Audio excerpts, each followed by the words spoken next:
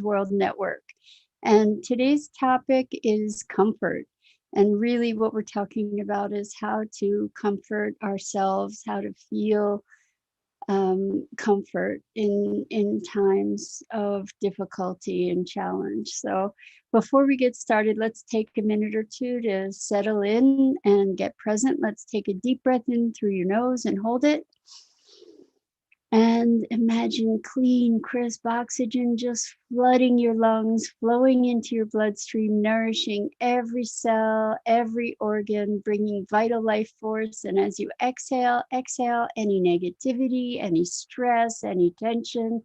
And now let's take another deep breath in through your nose and hold it. And this time, imagine brilliant, bright light just coursing through you with electrical, wonderful, vital life energy and lighting up all your molecules and your electrons and energizing and bringing incredible energy and vitality. And as you exhale, exhale any remaining stress, tension, toxicity, negativity. And now let's just gently press our palms together really softly. Let's rub our fingers against our palms and feel how delicious that sensation is to be able to bring you present right here in this moment in your body, right here, right now.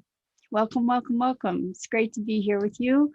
And today we're going to talk about comfort because so many times we feel sorrow, we feel grief, we feel pain, and just can't find any respite from that challenge. And we have the opportunity within ourselves to source that comfort. It all starts with being able to sort of extract ourselves from the pain or the experience of the moment to be able to really deliberately focus our attention on a moment in our lives when we did experience comfort, when we did experience that peace, when, and if we can't remember a moment when that happened, we can presence ourselves to start, for instance, with even breathing, breathing in and breathing out in even counts that can start to calm us. And then we can start asking ourselves questions, generative questions like, what would it feel like if I felt comforted? Where would I feel that comfort in my body? What would it feel like if, what would comfort me? So maybe the feeling of someone's arms around you, maybe you can just feel that feeling and imagine that moment. Maybe it's a meta you, maybe it's you in a different time, just reaching out to comfort you. And we have the capacity, the mind doesn't make a distinction between actual events or actual occurrences and things that we vividly imagine. And so it behooves each of us to cultivate our capacity to imagine, because when we choose to imagine good things, when we choose to imagine ourselves being wrapped in a warm blanket of love and caring and kindness, and we can just sink into that imagining, our body registers it as real, as real as anything in the world where somebody might actually be wrapping their arms around us.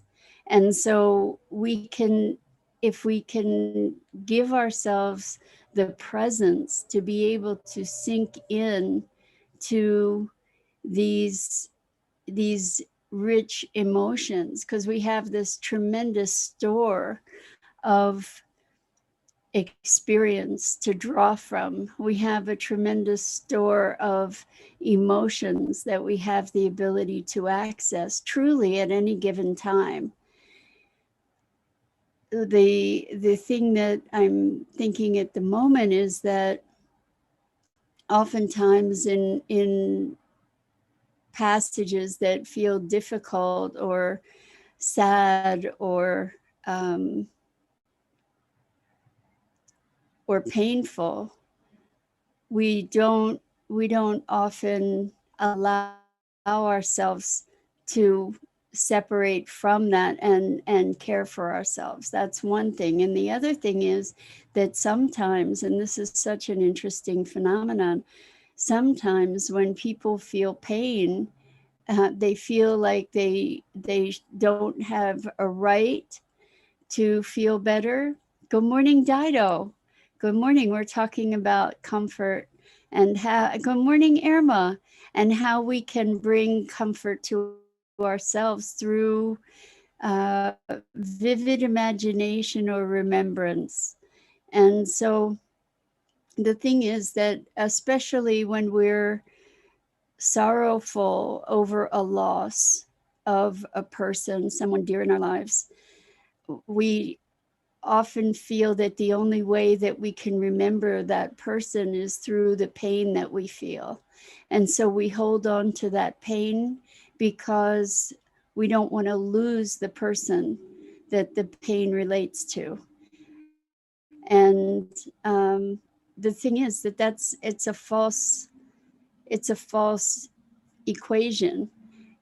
We can remember people with a lightness in our hearts, with an appreciation and a joy in our hearts, with a smile and laughter too, perhaps. And so um, the reason that I was talking about feeling, feeling this pain and feeling guilty perhaps if we let go of it because we think we're abandoning the memory of someone dear, uh, we don't have to feel that guilt, because we can transform the way that we feel when we remember these people. But then the point here is, in those moments of deep pain, if we can recognize that we're experiencing that, like kind of have this meta view of ourselves experiencing that, then we can choose to find comfort. And how do we do that? We can, as I said earlier, one way that we can find comfort is by imagining ourselves in a warm blanket, and maybe somebody's arms around us and embracing us. And it could even be our all-knowing self that is embracing us and comforting us, and maybe speaking comforting words in our minds and in our hearts. And this ability to self comfort is a really, really, really important thing. And when we think about comfortable, the word comfortable, what is it? It's comfort able, comfort able. And truly, any comfort is generated from inside. There may be outside circumstances, but for us to actually experience the comfort, that's something that is generated from within. The receptivity to the comfort, the ableness to be comforted. And so when we are uncomfortable, when we're uncomfortable, we're not sourcing the place within ourselves that allows us to access those feelings and that experience of comfort. And so, when one of the things that we can think about is when you feel comfortable or when you feel comforted, how are you breathing? When you feel comforted, what is your posture? What is your position? How do you hold yourself physically? When you are comforted, when you're feeling comforted, um, for me, I imagine sort of a softness against my face or against my back, like a gentle stroke on my back, for instance. It makes me think of my cat. I'm not much different in that way, I guess. um, so Dido says comfort able. That's brilliant. Thank you.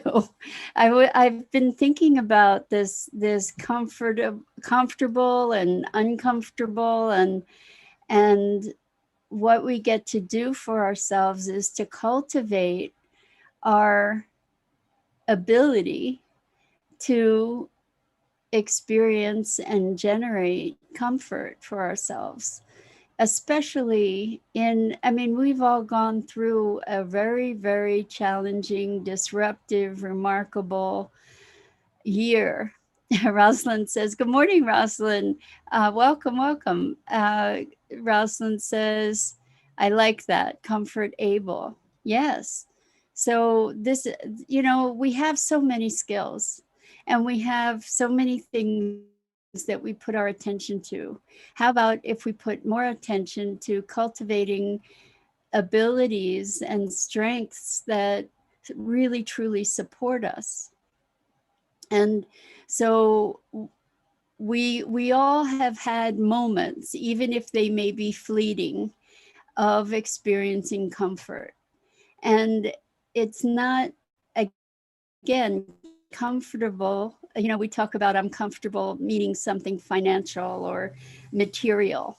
I'm materially comfortable, but we don't usually say materially. And the thing is that the material possessions are not necessarily what make us comfortable. I mean, we might have a comfortable chair, but us sitting in that chair and allowing ourselves to relax in that chair, for instance, allowing our body to conform to it in a way that feels comfortable is still something that is generated from within.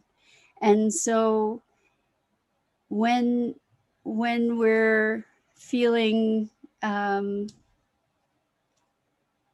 uncomfortable, let's look at what does it take? What does it take to presence ourselves to some a way to comfort ourselves? So sometimes it's something like we can talk ourselves down, right? So if you're in a place of panic, what's happening typically is that there's an internal conversation going on that is working you into more and more of a frenzy, and that is creating greater and greater discomfort. So one of the obvious things is to change the conversation. And so if you notice that you're fearful, and that's the key, obviously, is being able to notice it instead of being washed away in the tide of this powerful emotion. When you come up for air and notice, wow, I'm really sad, for instance, or I'm really panicked, or I'm very frightened. One of the things that we can do for ourselves is to parent ourselves. And in parenting ourselves, we can be nurturing and loving and just say, talk to ourselves and say, it's okay, honey. It's okay. Just take a deep breath. It's going to be okay. You're all right. I'm here. We're going to make it through. Whatever the words are that you need to hear to know that it's okay. And, you know, what would you be telling a dear loved, dearly loved child, for instance, if that child were frightened, that would comfort them? And we can do that for ourselves as well, and allow ourselves to receive that comfort. So if we're feeling like we're a disaster, there is a part of us, that could still take the role of saying, oh sweetheart, you're so wonderful, there's so much good in you. And to allow that voice to intervene and to comfort you. And so we get to practice and exercise our comfort muscles, right? Or our comforting muscles, both, so that we can comfort ourselves. So we talked about conversation that's going to impact our experience of comfort or discomfort. And we have talked about physiology, like what's your body, like how does it feel if you just hug yourself? You know, like if you can presence yourself to just giving yourself a delicious hug. I know that just now when I did that, it was like I got a surge of energy that helped to make me smile. Hello, Lillian. Welcome, welcome. Haven't seen you here for a while. Great to have you back. So you know, maybe hugging yourself is a powerful thing. So Irma says, I usually come up immediately with some way to not even let myself perceive the joy or comfort, so I keep myself in discomfort. So I don't think that you're necessarily alone in that, Irma. I think, first of all, we often get comfortable with our discomfort. And what I mean by that is the discomfort can be familiar.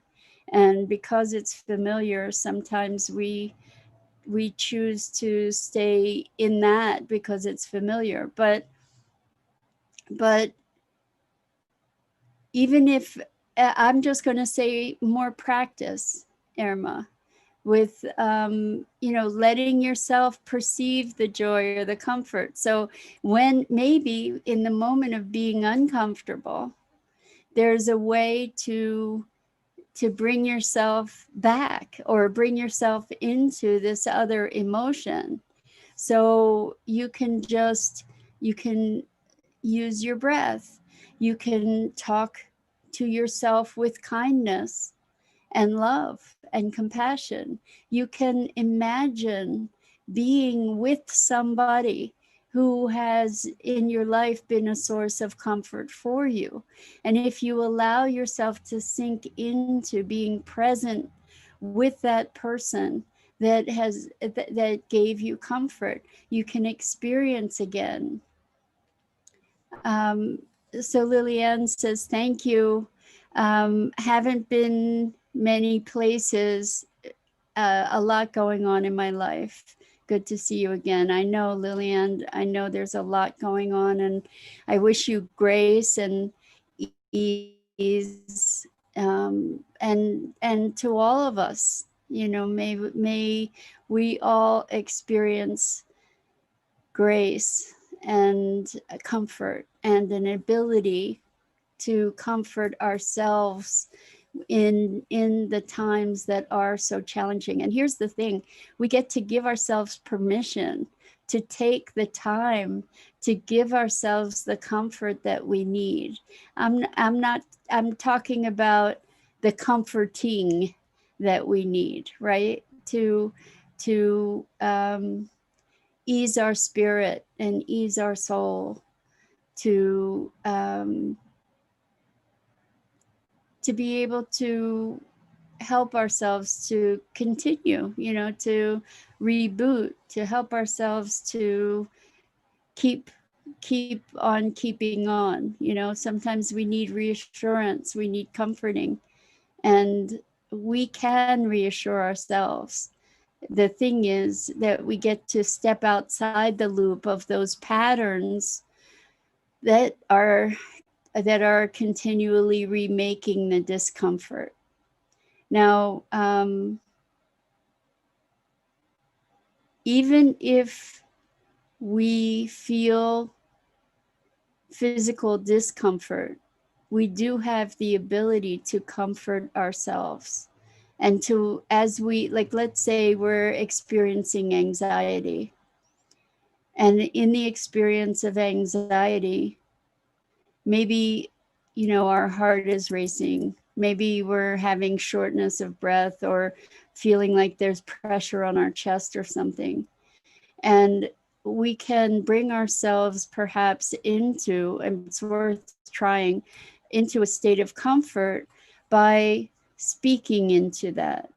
You know, by saying, you know, even though I'm feeling this in my chest, you know, I love you. It's okay. It's okay that you're feeling what you're feeling. You know, it's okay that you are feeling tense. And how about you can, what would it feel like to relax a bit? What would it feel like to just slow down?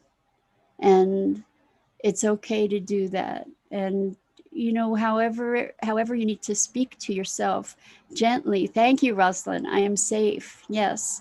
And so here's the thing. I've talked about tapping. um, if you go to the tappingsolution.com, there are all kinds of meditations with tapping that really help to clear a lot of anxiety and stress and fear.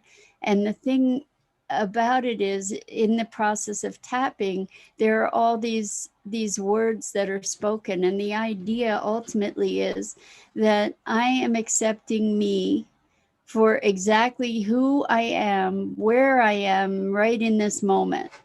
And so we have the ability to do that. And we have the ability to, when we're facing fear, it's like, okay, I get it. You're really frightened right now. And you know, you're frightened of all these things that you're thinking could go wrong or might go wrong. But here I am being the parent to myself. If I were being a parent to a child, I would be telling that child, all those things that you're thinking about in the future haven't happened. And there's just as much possibility that wonderful things will happen instead. In this moment, we don't know what could happen. Anything could happen. So it means that all that bad stuff that I'm dreaming up right now is really just in my imagination. So maybe there's something else that we could be dreaming of instead. Maybe we can be thinking of other scenarios that are maybe even joyful rather than terrifying. And around the idea of safety, maybe we can imagine ourselves, how do we feel when we're safe? You know, what does that feel like in my body to feel safe?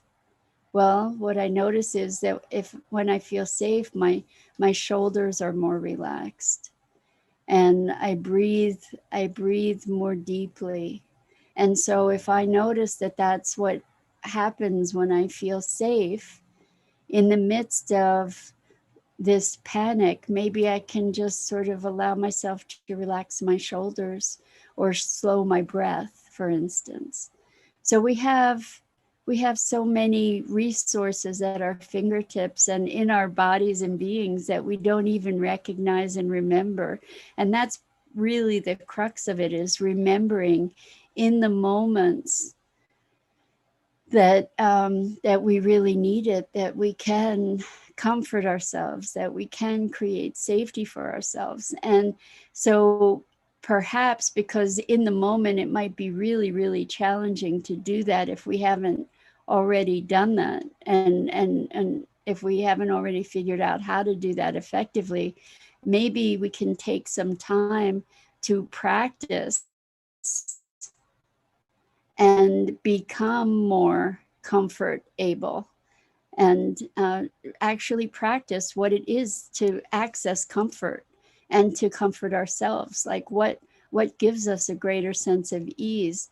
Good morning, Tammy. Welcome, welcome. It's great to have you here. So, yeah, we have the ability to comfort ourselves, and it takes maybe takes practice. It definitely takes a willingness to give ourselves that time and that attention. And I want to say it's not a luxury, it's an essential, it's a necessity. And sometimes, all our stories, we tend, here's the thing, again, to what you were saying, Irma, not even letting yourself perceive the joy or comfort. And I think along with that, we have these conversations going in our brains all the time, in our minds, round and round and round. And most often, I think if they're about us, they're generally probably pretty negative. And the thing is that if you were around somebody that was talking negatively to you about you all the time, would you hang out with that person? I mean, seriously, would you?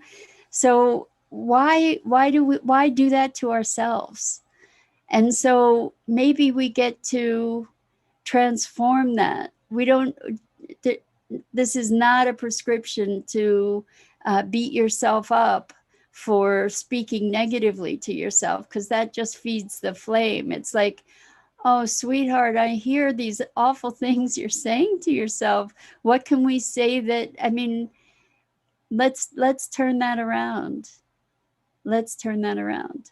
So to be compassionate, like if you had a child that was giving themselves horrible messages and telling themselves how terrible and awful they were, or incompetent, or how there was something wrong with them all the time, you would be telling them something else, right? You would not be reaffirming all their negative self-talk. So for ourselves, let's compassionately see that voice that is the critic, or the voice that's always questioning everything that might be good, or the voice that's questioning whether or not I'm worthy.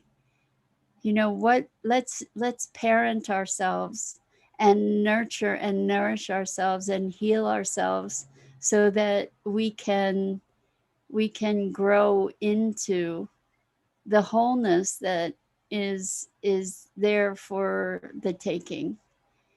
So Irma says, I might start overriding the thought with repeating, I can, and I am changing and growing all the time. That sounds great, Irma. That sounds like a really excellent start. And maybe just, I love myself, if you can get to that place, is I love, like you can be the parent to you and say, I love you, all of you, every part of you. And I see you changing and growing all the time. And yeah, whatever message, I mean, I think I can and I am changing and growing all the time is a beautiful thing. And there's all kinds of conversation that we have that's negative for ourselves. I mean, it goes into all different areas, right? Well, why not develop and cultivate the same amount of positive, or even more positive conversation, so that that becomes more of what's there for us as we navigate our day. It's like, oh wow, this is really this is a moment for me to see something new. What can I learn new in this moment? Rather than all the judging, maybe we can redirect our monkey mind attention by asking an awesome question, like, what is there available in this moment that's new or different, or that I can learn? because that'll just shut that other noise down because your mind has something to occupy it. So I think I'll call it a day today, and I encourage all of us to practice to be more comfort able, and to be able to comfort ourselves, and and let's see how that goes. So that's it for today. I'm Mira Rubin. This is the Core Connection, and I go live every weekday morning on the Enlightened World Network Facebook page. And please check out the other awesome programming on Enlightened World Network, and be part of the community of people that are filling the world with light. So lots and lots of love to you.